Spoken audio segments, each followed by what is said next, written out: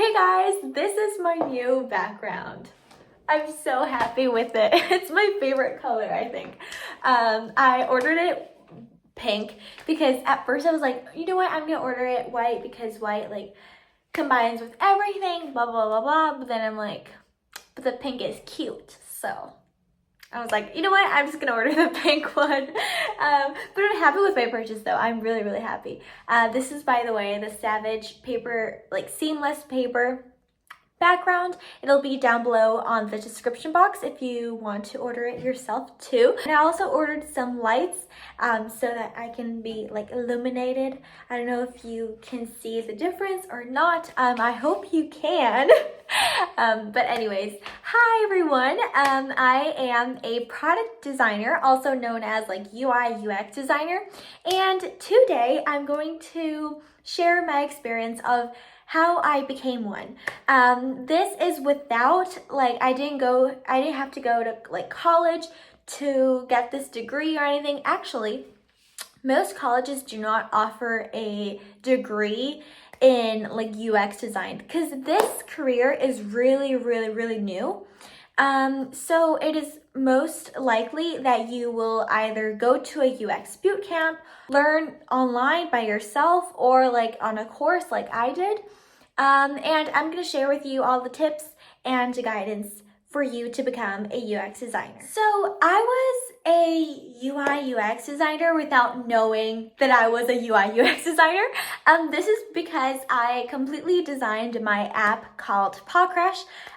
In case you guys don't know, Paw Crush is a dating app for animal lovers and a way to promote pet adoption. So if you want to promote pet adoption, download Paw Crush now on the App Store or Google Play. This is my app and I completely designed it by myself. I had no like design experience-ish. Like I just loved like doing, presentations and designing my like notes like on class. Like I was really about that. And also like doing like posters. I loved doing those types of things. If you have those types of skills, then I really, really recommend you going into this career field. So I designed my app without knowing about like Figma or Adobe XD or anything. Like seriously, I would just try and do it like on Canva and on paper or like on a board and just send it and just like try to communicate my ideas that way. So after I designed my app and after I uploaded it on the app stores, I discovered something called UX design. Why? Let me tell you. It was because I had a design problem within my app because I wanted to combine these two modes into one app, but I didn't know how. So I was like, and I searched on YouTube like how to like design an app, and then I discovered this whole field that's called UI UX design. And I was like, wow, like I did not know that that was a job. I thought like software developers were like the only ones who actually worked on a tech product. But no, there are so many other roles other than a software developer that encompasses a whole tech product. There are product managers, project managers, those are two things, scrum masters, designers, just so many different roles. And if you guys want to see another video encompassing the other roles, I would gladly do it for you guys. But anyways, let's go back to UX design. Later then, I encountered the Google course for UX design. This is the like professional certificate, and I highly, highly recommend this course because it gives you a really good overview of what you would be working as a UX designer and a great foundation to base upon. And I love that it is quite affordable. It is, I think, around like $40 on Coursera per month. So if you finish it in like 1 month, it's like only $40. However, the course is design for it to be like in 6 months, but I didn't do it in 6 months. I did it way less. I did it like in a month, but like a whole day, you know what I mean? Like not like an hour per day. If you do an hour per day, then it would be more or less 6 months. Just for you guys to get an idea. But I really, really enjoyed that course. There are many things that I already knew of, surprisingly, because of like the experience of already designing an app without knowing like about like the proper directions to do it. I just did it intuitively. It was like learning what I had already learned, but with the proper methodology that would make like this creative field into like step by step what you need to do in order to brainstorm how to design a website or an app or whatever, you know? And then, okay, Paula, so after I had done that, like how do I like get a job, okay? Well, let me tell you. Okay, so there's this website called startup.co where there are a lot of lists of startups where you can apply to. There's also Google Jobs.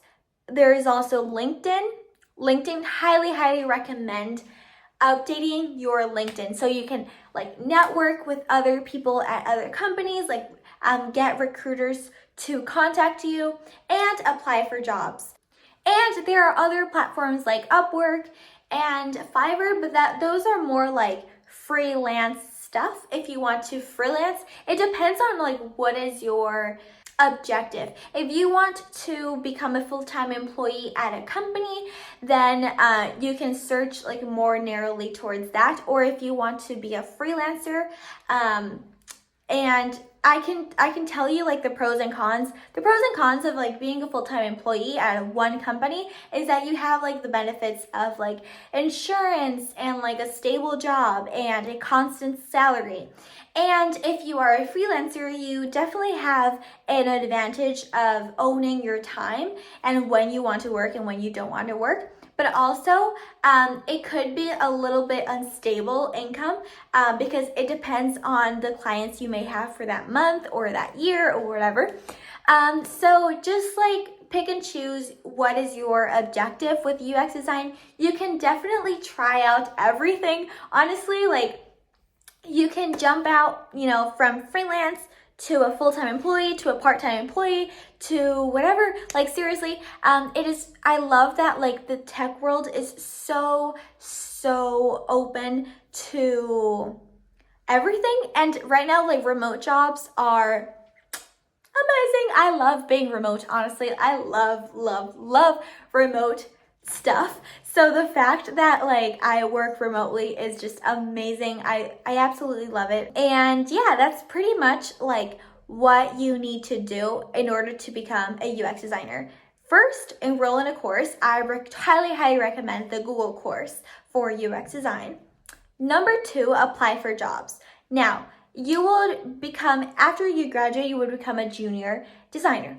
And maybe do some internships if you guys want to, for example, travel, I don't know, to California, to like the fan companies or anything. Like you can do internships as a designer as well. You don't need like your bachelor's degree or master's degree or whatever. Like that is not a prerequisite. Of course, it depends on the job, but like honestly, like most jobs don't have that requisite. Like, and of course, what I'm saying is like, don't only enroll a course and just think that like, oh, like abracadabra, I have a job. No, you have to build a portfolio. If you haven't seen my portfolio, you can see it as an example. I will link it down below. And also like I have some videos I will link to you guys of like a portfolio presentation. Now I can go more in depth of what is in a portfolio and presentation, what does your portfolio need to have, because this is the most important thing for your application other than your resume, because your resume will only be like, yeah, I have the certification, I go to this school, blah, blah, blah, blah. But then your portfolio, the employer will actually see your work. So that is much more impactful. So you really have to make an amazing portfolio, and I can help you do that. So I hope you enjoyed this short video of an overview of how you can become a UX designer like I did. Share your experience down below, and any other questions, of course, I can make other videos surrounding this topic, and I'll see you in the next one. Bye!